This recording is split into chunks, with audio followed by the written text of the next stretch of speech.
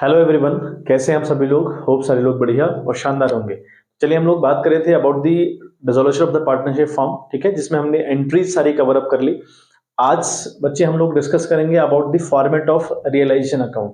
ठीक है, हमने डिस्कस किया था ना कि हमें अल्टीमेटली 4 अकाउंट के ऊपर काम करना पड़ता है। Whenever our firm is dissolving, अगर हमारी फॉर्म डिजोल्व हो रही है, ठीक है, तो उस फॉर्म के डिजोल्व होने पर हमको 4 अकाउंट के ऊपर काम करना पड़ता है। पहला है रियलाइजेशन अकाउंट, अगला है पार्टनर्स लोन अकाउंट, थर्ड है पार्टनर्स कैपिटल अकाउंट और फोर्थ है बैंक या कैश अकाउंट। ये 4 अकाउंट के ऊपर काम करना पड़ता है। तो पहले हम डिस्कस कर रहे हैं अबाउट दी रियलाइजेशन अकाउंट। ठीक है, तो ये जो रियलाइजेशन अकाउंट है बच्चे, सबसे पहले तो ये एक अकाउंट है विच इज नॉमिनल अकाउंट। बहुत इंपॉर्टेंट, तो पहले ये याद रखिएगा, दिस इज नॉमिनल अकाउंट।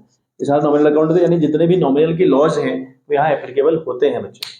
ठीक है, अब आपको क्या करना होता है ना बच्चे, अब आपको करना क्या होता है, क्वेश्चन की स्टार्टिंग किस तरीके से होती है, करना किस तरीके से होता है। आपको क्वेश्चन में एक बैलेंस शीट गिवन होगी और उस बैलेंस शीट में आपको एसेट्स और लाइबिलिटीज गिवन होंगी, जैसे कि बैलेंस शीट में रिप्रेजेंट की जाती है। फिर कुछ नीचे एडजस्टमेंट रहेंगे, उनके ऊपर हमको काम करना पड़ता है। तो फाइनली हमको अपनी सारी की सारी एसेट्स यहाँ भेजनी पड़ती हैं, सारी की सारी लाइबिलिटीज यहाँ भेजनी पड़ती है। अपनी एसेट्स को बेचना पड़ता है इसी अकाउंट के अंदर, अपनी लाइबिलिटीज की पेमेंट करनी पड़ती है इसी अकाउंट के अंदर। तो 4 काम बड़े इंपॉर्टेंट है इस अकाउंट के अंदर। ठीक है, एसेट्स भेजनी है पहला काम, लाइबिलिटीज भेजनी है दूसरा काम, एसेट्स बेचनी है तीसरा काम, और अपनी लाइबिलिटीज की पेमेंट करनी है चौथा काम। तो ये 4 काम इसके अंदर होंगे। फिर अल्टीमेट लेवल पर जो 5वां काम इसके अंदर होता है, we have to find out that कि हम अल्टीमेटली प्रॉफिट में हैं कि लॉस में हैं। ठीक है, इस अकाउंट के थ्रू हम ये जानेंगे कि हम अल्टीमेटली प्रॉफिट में हैं कि लॉस में हैं। अगर प्रॉफिट हुआ तो that profit will be distributed among the partners, ठीक है, इन द गिवन रेशियो। और अगर लॉस हुआ वो भी आपका अमंग द पार्टनर्स बढ़ जाएगा इन द गिवन रेशियो। तो ये मेन 5 काम इसके अंदर हुए। ठीक है, क्या क्या बोला मैंने, एसेट्स को भेजना है, लाइबिलिटीज को भेजना है, एसेट्स को बेचना है और लाइबिलिटीज की पेमेंट करनी है। ठीक, सबसे पहले तो हमें यहाँ एसेट्स भेजनी है।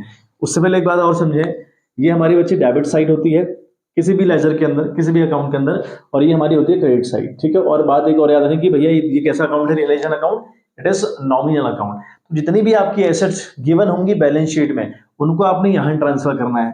फॉर एग्जाम्पल मशीनरी गिवन है तो आप मशीनरी लिखोगे, जो भी आपको गिवन है। ठीक है, मैं एग्जाम्पल ले रहा हूँ, मे बी वो कुछ भी हो सकता है, मशीनरी, स्टॉक, वट। आपको मान लिया स्टॉक गिवन है, ठीक है, आपका मान लिया फर्नीचर गिवन है। ठीक है, तो जो भी आपको एसेट्स गिवन होगी आपकी, कहाँ, बैलेंस शीट में, वो सारी आपने यहाँ ट्रांसफर करनी होती है। ठीक है, तो दीज आर वेरियस एसेट्स। मैं कुछ एग्जांपल के तौर पे 3 नाम मैंने लिख लिए, मशीनरी, स्टॉक और फर्नीचर, ये 3 नाम मैंने लिख लिए। अदरवाइज और भी कुछ अगर होगा वो आप ट्रांसफर करोगे। अब हम क्या ट्रांसफर नहीं करेंगे, ये बहुत इंपॉर्टेंट है। एसेट्स हम ट्रांसफर तो करते हैं, लेकिन क्या ट्रांसफर नहीं करते वो बहुत इंपॉर्टेंट है। हम ट्रांसफर नहीं करते बैंक, हम ट्रांसफर नहीं करते cash. Reason behind that, bank को बेचकर पैसा कमाना पॉसिबल नहीं है, या कैश को बेचकर पैसा कमाना पॉसिबल नहीं है। मतलब हम जिन एसेट्स को यहाँ भेज रहे हैं ना, वो ऐसी एसेट्स हैं जिनको अगर हम बेचेंगे तो पैसा कमा सकते हैं। और डिसोल्यूशन में ये होता है बच्चे, आपकी जितनी भी एसेट्स हैं आपको डिस्पोज करनी पड़ती हैं, वो सेल करनी पड़ती हैं, सो दैट कि आप पैसा कमाओ और अपनी जितनी भी लाइबिलिटीज आपकी हैं उनको खत्म करो। ठीक है, तो उन एसेट्स को यहाँ भेजना है जिनको बेचकर पैसा कमाना पॉसिबल नहीं है। अब कैश को बेच नहीं सकते, अब 500 का नोट बेचूंगा थोड़ी यार, वो 500 का नोट बेच के क्या मिल जाएगा मेरे को, कितना मिल जाएगा, है ना। ऐसे ही बैंक बैलेंस थोड़ी बेच सकता हूँ, नहीं बेच सकता। तो ये 2 चीजें तो बेच ही नहीं सकता। और क्या क्या हम ट्रांसफर नहीं करते एज एन एसेट्स, आपकी जो एसेट्स फिक्टिशियस हैं, मतलब जो एसेट्स है ही नहीं, फालतू में दिखाई जाती हैं। जैसे आपका, अगर मैं जाऊं एसेट साइड, तो कई बार प्रॉफिट एंड लॉस का बैलेंस गिवन होता है। प्रॉफिट एंड लॉस का बैलेंस गिवन होना एसेट साइड बैलेंस शीट में इंडिकेशन है लॉस का। तो बताओ, लॉस को बेचकर पैसा कमाओगे, एसेट से कोई प्रॉफिट एंड लॉस नहीं। डेफर्ड रेवेन्यू एक्सपेंडिचर है, डेफर्ड एडवर्टाइजमेंट एक्सपेंडिचर है, एडवर्टाइजमेंट सस्पेंस अकाउंट है, ये 3 और नाम है। ये 3 नाम हमें दिए जाते हैं एसेट साइड, तो बच्चे इनको ट्रांसफर नहीं करते, यहाँ ट्रांसफर नहीं करते, because these are fictitious assets, physically present होती नहीं है और इनको बेच के पैसा कमाना पॉसिबल होता नहीं है। तो इनका करते क्या है, इन 4 नामों का, जो मैंने अभी 4 नाम लिए आपसे, वो उन 4 नामों का हम ट्रीटमेंट करेंगे into the partners capital account. आई बात समझ में। तो ये तो पूरी पूरी एसेट्स का सीन हो गया। अच्छा, एसेट्स हमने डेबिट साइड ही क्यों ना ली, इसका भी आपको रीजन दे दूं। जो हमारी बच्चे एसेट्स है ना, जो हमारी सारी एसेट्स हैं, इनका बैलेंस कैसा होता है बताओ, डेबिट होता है ना। ऐसी जो हमारी लाइबिलिटीज हैं, जो हमारी लाइबिलिटीज हैं, इनका बैलेंस कैसा है, क्रेडिट है कि नहीं है। ऐसा ही होता है ना। तो एसेट्स का बैलेंस डेबिट होता है, लाइबिलिटीज का बैलेंस क्रेडिट होता है। इसलिए एसेट्स को जब आप कहीं भेजोगे ना अकाउंट टू अकाउंट, मैं एंट्री की बात नहीं कर रहा, एंट्री तो हालांकि एसेट्स वाले केस में कुछ इस तरीके से थी, एंट्री तो कुछ इस तरीके से होती है बच्चे। रियलाइजेशन डेबिट होता है आपका, रियलाइजेशन अकाउंट हम करते हैं बच्चे डेबिट, है ना, टू करते हैं वेरियस एसेट्स, ये तो हमारी एंट्री होती है। एंट्री की बात नहीं कर रहा, एंट्री आप जब भी करते हैं ना बच्चे, एंट्री तो अपोजिट होती है। ट्रांसफर की अगर मैं बात करूं, ट्रांसफर वाले केस की अगर मैं बात करूं, तो एंट्री आपको अपोजिट करनी पड़ती है, मतलब डेबिट वाले को क्रेडिट करोगे, क्रेडिट वाले को डेबिट करोगे। लेकिन जब आप अकाउंट से अकाउंट में डालते हो ना भाई, ये जो मशीनरी है किसी ने इसका अकाउंट तो मेंटेन होगा ना, तभी तो बैलेंस शीट में रिप्रेजेंट है। पहले लेजर मेंटेन किया होगा, फिर ट्रायल बैलेंस मेंटेन किया होगा, फिर जाकर बैलेंस शीट में रिप्रेजेंट करोगे ना। तो कहीं ना कहीं आपने मशीनरी का लेजर बनाया होगा, तो मशीनरी वाले अकाउंट से उठाकर आपने लिखा है बैलेंस शीट में। क्लियर है। तो अकाउंट टू अकाउंट जब उठाते हैं तो डेबिट वाली चीजें डेबिट साइड रिप्रेजेंट करी जाती हैं, क्रेडिट वाली चीजें क्रेडिट साइड रिप्रेजेंट करी जाती हैं। तो एसेट्स का डेबिट बैलेंस होता है, इसलिए हमको डेबिट साइड लिख रहे हैं। ठीक है, तो पहला काम तो हमारा ये हुआ। आई बात बच्चे समझ में? बहुत छोटी सी बातें हैं बच्चे, बट इंपॉर्टेंट है, हमको समझ में आना चाहिए, बेसिक हमारा क्लियर होना चाहिए। अब तुरंत आपको क्वेश्चन करवा दूं, शायद वो आपके लिए सही नहीं है, वो बिल्कुल वर्थलेस आपके लिए हो जाएगा। हम एक बार सीख लें कि हम मोटा मोटा सीन इसके अंदर क्या होता है, क्या क्या सिनेरियो रहते हैं। अच्छा, हम बाई साइड आए तो लाइबिलिटीज का बैलेंस होता है क्रेडिट, तो यहां आप सारी लाइबिलिटीज लिखेंगे। ठीक है, फॉर एग्जांपल मैं कुछ लाइबिलिटीज का नाम लिख दे रहा हूं जो बहुत इंपॉर्टेंट होती ही होती है। बाई क्रेडिटर्स में लिख दे रहा हूं, ठीक है, मैं लिख दे रहा हूं बैंक लोन, ठीक है, बैंक लोन लिख दे रहा हूं, या कोई और लोन लिख दे रहा हूं। ठीक है, जैसे किसी थर्ड पार्टी ने हमको लोन दिया, किसी बंदे ने हमको लोन दिया, वो लोन हो गया, तो बाई बैंक ओवरड्राफ्ट लिख दे रहा हूं। तो ये कुछ लाइबिलिटीज हैं बच्चे जो हमारे बैलेंस शीट में रिप्रेजेंट होती है, जिनको ट्रांसफर करना होता है एज एन लाइबिलिटी। इनको आप ट्रांसफर करेंगे, जो जितनी भी आपकी लाइबिलिटीज हैं उनको उठाकर यहां पर रखना है। ठीक है, और जो वैल्यू बैलेंस शीट में लिखी है ना बच्चे, उसी वैल्यू को उनको यहाँ ट्रांसफर करना है। मतलब अगर मशीन की वैल्यू 1 लाख दी है तो 1 लाख ही ट्रांसफर होगा, ऐसा नहीं कि 80-90 कुछ भी कर रहे हैं आप, नहीं। बुक वैल्यू पर ट्रांसफर होता है। बुक वैल्यू मतलब जो बैलेंस शीट में वैल्यू लिखी है उसी वैल्यू पर ट्रांसफर होती है। ठीक है, अच्छा, लाइबिलिटी कौन सी ट्रांसफर नहीं होती वो इंपॉर्टेंट, जैसे हमने एसेट्स डिस्कस की ना, कौन कौन सी एसेट्स हैं जो ट्रांसफर नहीं होती, ऐसे ही कुछ लाइबिलिटीज भी हैं जो ट्रांसफर नहीं होती। पहले उससे पहले हमको तो एक बात पता हो कि हमारे पास 3 पार्टीज होती हैं। हालांकि मैंने पहली वीडियो में सब डिस्कस किया है बच्चे, ठीक है, बट फिर भी मैं आपको एक बार बता दूं, हमारे पास 3 पार्टी है, फर्स्ट, सेकंड, थर्ड। तो फर्स्ट पार्टी होती है बच्चे पार्टनर्स इटसेल्फ, है ना, ये होते हैं पार्टनर्स। और सेकंड पार्टी होते हैं पार्टनर्स के रिलेटिव, यानी पार्टनर की वाइफ, पार्टनर का भाई, पार्टनर की मदर, या पार्टनर का कोई और रिलेटिव। और थर्ड वाले होते हैं आउटसाइडर, है ना, बाहर वाले लोग। ठीक है बात।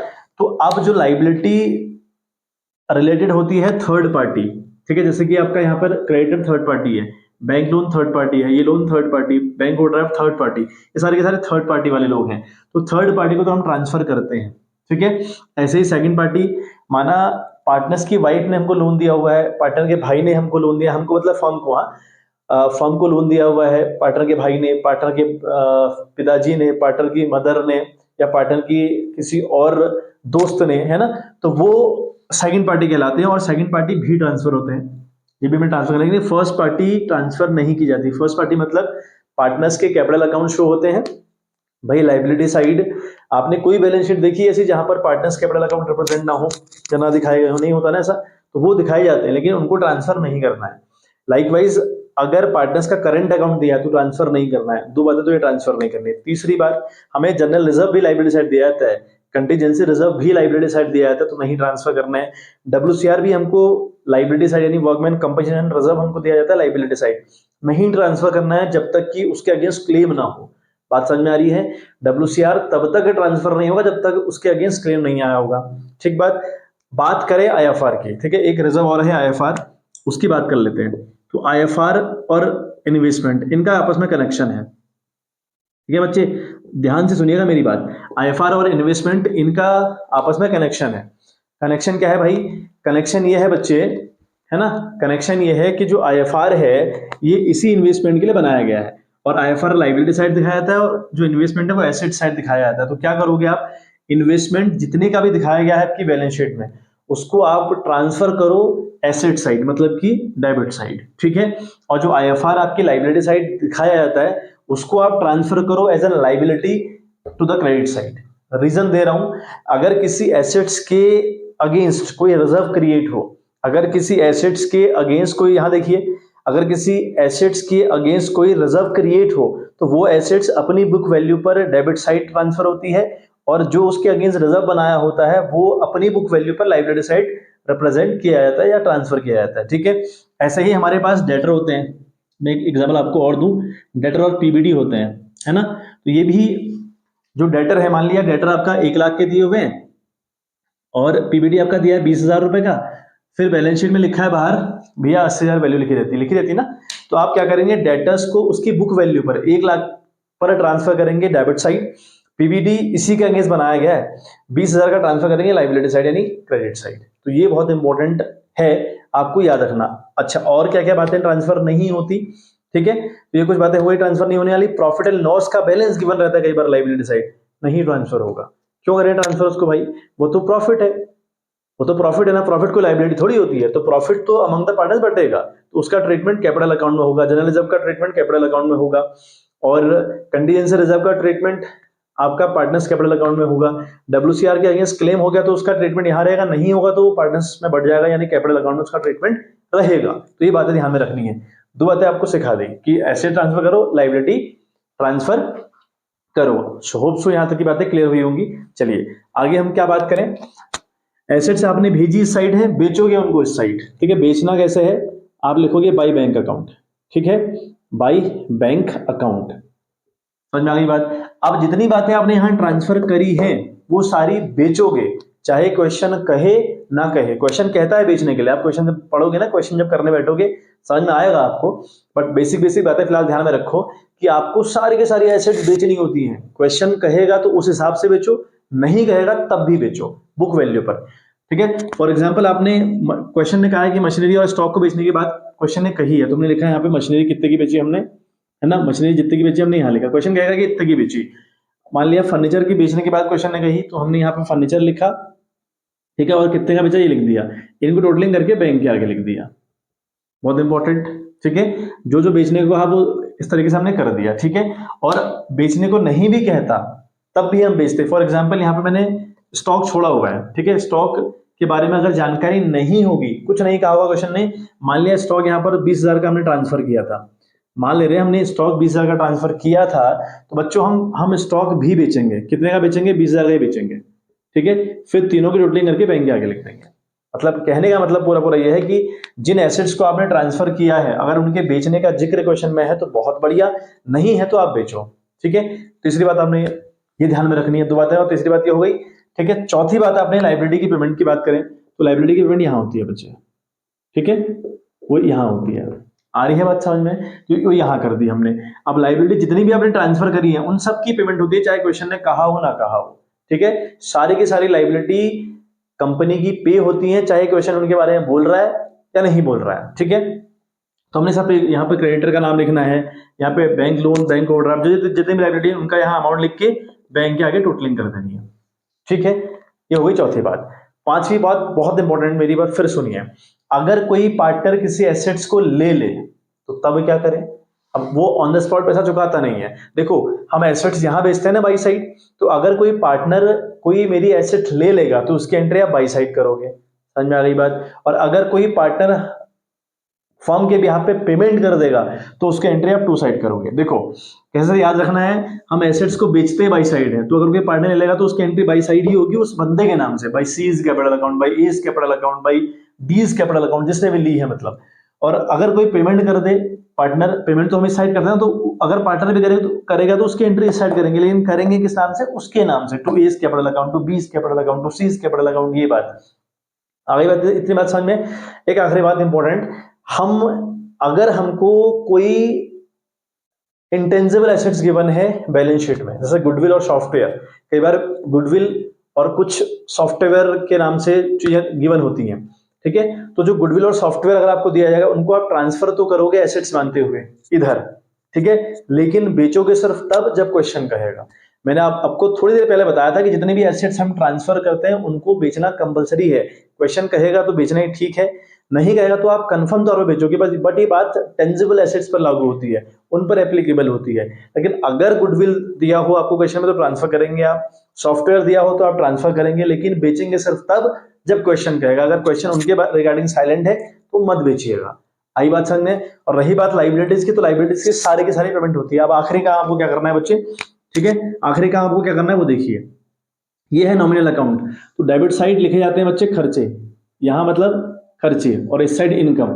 अब ये मतलब कहना कि हम यहाँ एसेट भेज रहे हैं, वो खर्चा कैसे हो गया, वो इनकम कैसे हो गया, इस चक्कर में मत पढ़ना बच्चे, ठीक है। आपको चीजें सीखनी है, इस चक्कर में मत पढ़ना फालतू की। फालतू को कॉम्प्लिकेट करने की जरूरत बिल्कुल नहीं है। आप अपने दिमाग को प्रेशराइज ना करें, जैसे मैं बता रहा हूँ इजी वे में उसी तरीके से चीजों को लें और सीखें। ये आपका साइड होता है एक्सपेंसेस वाला साइड, क्योंकि भाई नॉमिनल अकाउंट है। ये साइड आपका इनकम वाला साइड है, बिकॉज नॉमिनल अकाउंट है। तो अगर ये बड़ा हुआ, ये कम हुआ तो प्रॉफिट में हो, अगर ये बड़ा हुआ वो छोटा हुआ तो लॉस में हो, और अगर प्रॉफिट में तो प्रॉफिट यहाँ बटेगा, अगर लॉस में तो लॉस यहाँ बटेगा। सिंपल सी बात ये है बच्चे, है ना।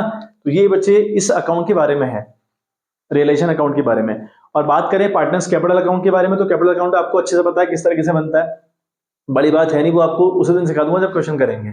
लोन अकाउंट बहुत सिंपल रहता है, कोई दिक्कत नहीं है। कैश अकाउंट, बैंक अकाउंट आपने देखे ही हैं 11th में किस तरीके से बनते हैं, तो बहुत ज्यादा सीन वहां भी नहीं है। तो जिस दिन हम एक लॉन्ग क्वेश्चन हम लोग करेंगे, ऑब्वियस सी बात है हम लोग एक लॉन्ग क्वेश्चन करेंगे, हालांकि इतना बड़ा क्वेश्चन जहां पे रिलेशन अकाउंट भी बनाना हो, पार्टनर्स कैपिटल अकाउंट भी बनाना हो, पार्टनर्स लोन भी बनाना हो, और बैंक या कैश भी बनाना हो, ऐसा क्वेश्चन एग्जाम में बिल्कुल नहीं आता, कभी नहीं आएगा। ये बहुत बड़ा क्वेश्चन हो जाता है। बट फिर भी हमको एक क्वेश्चन सीख के रखना है अपने पास कि भैया ये तरीका होता है करने का, ठीक है। सबसे इंपॉर्टेंट है रिलेशन अकाउंट। यहाँ ज्यादातर तो इंपॉर्टेंट है, 80 to 70% तो भैया यहाँ एंट्रीज आती है। हाँ 10% चांस है कि रिलेशन अकाउंट के बारे में आए, तो हमको बेसिक बातें मैंने आपको बता दी, और ये बहुत काम की बातें हैं, कहीं नोट डाउन करिएगा इन चीजों को, ठीक है। तो चलिए आज हमने फॉर्मेट को डिस्कस किया, कल से हम लोग क्वेश्चन करेंगे। तो आज के लिए इतना ही, मिलते हैं आपसे इन द नेक्स्ट वीडियो, तब तक bye bye, have a good day.